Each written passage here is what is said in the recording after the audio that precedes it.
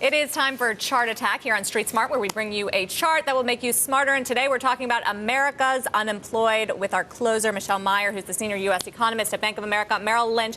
Take a look at the chart Michelle brought us here. This is the Fed's perhaps most dreaded chart. We look at short-term unemployed, those that have been out of work for less than 27 weeks. And we look at long-term unemployed as well. Those have been out of work for even longer. And what it shows you is that long-term unemployed is still a problem. This gets into the whole debate of whether it's cyclical or it's structural, meaning this is a longer-lasting problem that the Fed can't fix. Yep, I think that's the question. So the chart right now just shows short-term, and the long-term line is being drawn as we speak. And it's the yellow line that's really the concern, which is a high median duration of unemployment.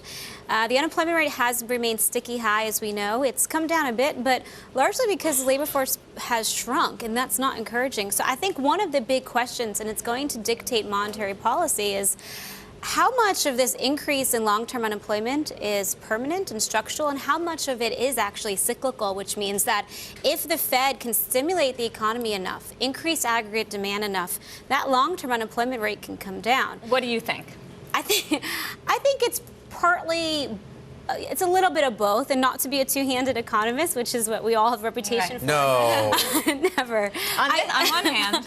But the reason I would say there's some structural elements is that you see people out of work for such a long time, they do tend to get detached from the labor force. Their skills tend to depreciate. Which is why that U6 number, which is an estimate in theory of people who are working part-time and want to work full-time, plus the people who've given up, that's more like 14.5%. Exactly. But the reason I don't think it's all structural is because we're not seeing real signs of skill mismatch yet.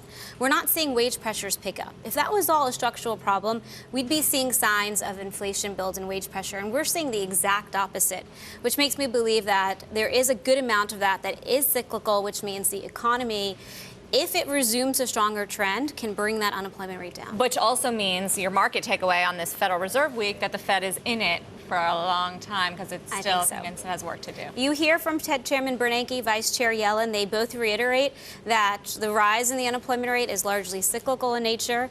We have to do more as early as we can and as aggressively as we can to bring that down before the cyclical unemployment turns frictional, turns structural. And that's the biggest concern. And the biggest debate. All right.